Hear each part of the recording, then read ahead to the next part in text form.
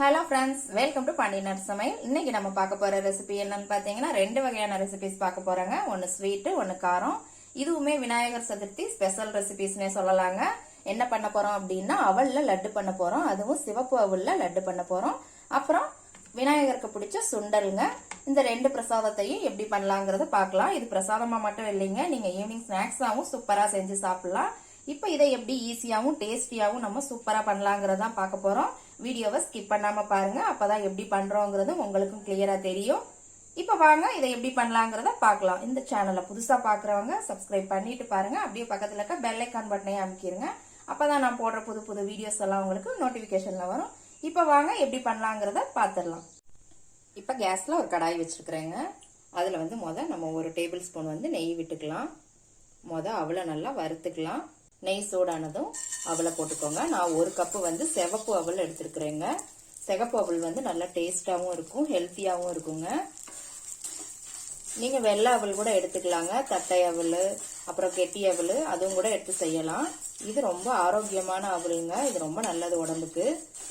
அவளை நல்லா சுத்தம் பண்ணிட்டு அதுக்கப்புறம் யூஸ் பண்ணுங்க. நான் எல்லாம் நல்லா கிளீன் பண்ணிட்டு போட்டிருக்கிறேன். அந்த உமி, நெல் இந்த மாதிரி இருந்ததுன்னா அதெல்லாம் நல்லா கிளீன் பண்ணிடுங்க. இப்ப மீடியம் ஃப்ளேம்ல வச்சு இதை நல்லா ஒரு 2 நிமிஷத்துக்கு வறுத்துக்கோங்க. நீங்க ட்ரையா கூட வறுக்கலாம் நெய் ஊத்தாம. ஆனா நெய் ஊத்தி வறுக்கும் போது அதோட மனமும் சூப்பரா இருக்கும், டேஸ்டும் நல்லா இருக்கும். பாருங்க அவள் நல்லா வறுபட்டு இருக்கு. இப்போ ஒரு 2 நிமிஷம் ஆயிடுச்சு. இப்ப இதோட அரை கப்பு தேங்காய் துருவல் சேர்த்துக்கலாம். இதையும் நல்லா இந்த அவளோட சேர்த்து இன்னும் ஒரு 2 நிமிஷத்துல இருந்து 3 நிமிஷம் வரைக்கும் நல்லா வறுத்துக்கலாம். பாருங்க இப்போ ஒரு 5 நிமிஷத்துக்கு மேலேயே ஆயிடுச்சுங்க. நல்லா வறுபட்டுருச்சு. இப்போ நம்ம கேஸ் ஆஃப் பண்ணிடலாம். இது எந்த அளவு வரைக்கும் வறுபடணும்னு கேட்டீங்கன்னா உங்களுக்கு அவளை எடுக்கும் போது ரெண்டா உடையணுங்க. இந்த மாதிரி மெது மெதுன்னு இருக்கக்கூடாது. அந்த ஸ்டேஜ்ல நீங்க கேஸ் ஆஃப் பண்ணிக்கோங்க. இப்ப 2 நிமிஷம் இது நல்லா ஆறட்டும். பாருங்க அவள் நல்லா ஆறிடுச்சுங்க. இப்ப இதை ஒரு மிக்ஸி ஜார்ல சேர்த்துக்கலாம். பாருங்க மிக்ஸி ஜார்ல சேர்த்தாச்சு. இப்ப இதோட ஒரு 5 ஏலக்காய் சேர்த்துக்கலாங்க. அரை கப் நாட்டு சக்கரை. நீங்க இந்த இடத்துல வெல்லம் கூட சேர்த்துக்கலாங்க. எந்த கப்புக்கு அவள் எடுத்தோமோ அந்த கப்புக்கு அரை கப் நாட்டு சக்கரை. இது இனிப்பு நல்லாவே இருக்குங்க. உங்களுக்கு இனிப்பு கூட குறையா வேணும்னா இதுக்கு தகுந்த மாதிரி நீங்க அட்ஜஸ்ட் பண்ணிக்கோங்க. இப்ப இதை மிக்சியில நல்லா பவுடர் பண்ணி எடுத்துட்டு வந்துடலாம். பாருங்க நல்லா பவுடர் பண்ணி எடுத்துட்டு வந்தாச்சு. இது ரொம்ப நைஸாலாம் அரையாதுங்க, கொஞ்சம் குறை குறைன்னு தான் இருக்கும். இப்ப கேஸ்ல ஒரு கடாய் வச்சிருக்குதுங்க. இப்ப அதுல 2 டேபிள் ஸ்பூன் நெய் விட்டுக்கோங்க. நெய் சூடானதும் முந்திரி பருப்பு போட்டுக்கோங்க. இதை லேசா வறுத்துக்கலாம். மீடியம் ஃப்ளேம்ல வச்சு வறுத்துக்கோங்க. நான் இன்னைக்கு திராட்சை எல்லாம் போடலைங்க, வெறும் முந்திரி மட்டும் தான் போட்டிருக்கிறேன். உங்களுக்கு திராட்சை போட்டா ரொம்ப பிடிக்கும் அப்படின்னா நீங்க திராட்சையும் இதுல சேர்த்துக்கலாம். பாருங்க முந்திரி நல்லா வறுபட்டுருச்சுங்க. இப்ப நம்ம பவுடர் பண்ணி வச்சு அந்த அவலை இதுல சேர்த்துடலாம்.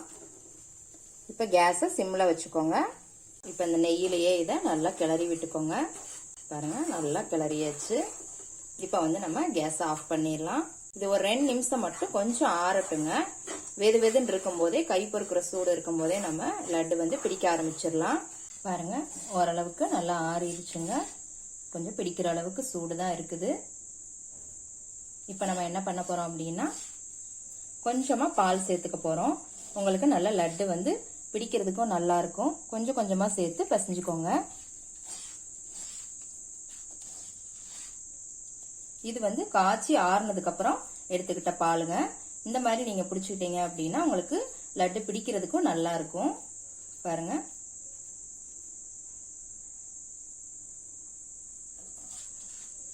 இந்த மாதிரி கொஞ்சம் கொஞ்சமா சேர்த்து மட்டும் பிடிச்சுக்கலாம். பாருங்க எவ்வளவு சூப்பரா இருக்குதுன்னு. பால் கொஞ்சம் கொஞ்சமா பிடிக்கும் போது சேர்த்துட்டு அப்படியே பிடிச்சிங்க அப்படின்னா நல்லா டைட்டாவும் இருக்கும். அவளுங்கிறதுனால உங்களுக்கு உதிரி ஆகுங்க. அதனாலதான் நம்ம கொஞ்சம் பால் சேர்த்துக்கிறது. நீங்க பால் சேர்க்காம கூட பிடிக்கலாங்க. இது பால் சேர்த்ததுக்கு அப்புறம் பிடிக்கிறதுக்கு எவ்வளவு சூப்பரா வருது பாருங்க. பால் சேர்க்காம நம்ம பிடிச்சோம்னா உதிரி உதிரியா இருக்குங்க. பாருங்க நிக்கவே மாட்டேங்குது சரியா. அதனாலதான் கொஞ்சமா பால் சேர்த்துக்கிறது. இது உதிரி ஆகும். இது நல்லா பிடிக்கிறதுக்கு நல்லா பிடி நிற்கும். இதே மாதிரி இப்ப எல்லாத்தையுமே நம்ம உருட்டிக்கலாம். பாருங்க, சூப்பரான அவல் லட்டு ரெடி ஆயிருச்சுங்க. எவ்வளவு அருமையா வந்திருக்கு பாருங்க. டேஸ்டும் சூப்பரா இருக்கும். கண்டிப்பா ட்ரை பண்ணுங்க.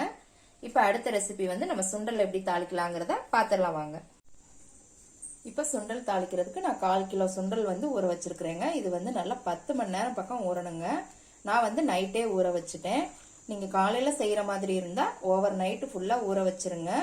ஈவினிங் செய்யற மாதிரி இருந்தா காலையில நேரமா ஊற வச்சிங்க அப்படின்னா கரெக்டா இருக்கும். குறைஞ்சது வந்து ஒரு 10 மணி நேரமா ஊறணுங்க. அப்பதான் நல்லா சுண்டல் சாஃப்டா இருக்கும். இப்ப வந்து இதை குக்கர்ல போட்டுக்கலாம்.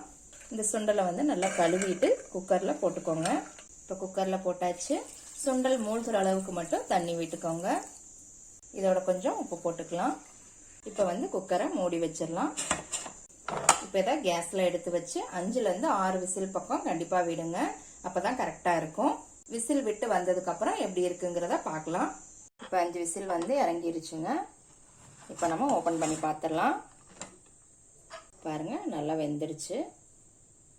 இந்த அளவுக்கு சாஃப்டா இருக்கணுங்க. அப்பதான் நல்லா இருக்கும். இப்ப சுண்டலை தாளிச்சிடலாங்க. இப்ப வந்து கேஸ்ல ஒரு கடாய் வச்சிருக்கிறேங்க. அதுல 2 ஸ்பூன் பக்கம் ஆயில் விட்டுக்கோங்க. இதுல 1/2 டீஸ்பூன் கடுகு, 1/2 டீஸ்பூன் உளுத்தம்பருப்பு இது லேசா பொரியட்டும். கடுகு பொரிஞ்சதுமே அதோட 3 பச்சை மிளகாய் வந்து இந்த மாதிரி சின்ன சின்னதா கட் பண்ணி போட்டுக்கோங்க. 2 வரமிளகாய் கிள்ளி போட்டுக்கோங்க.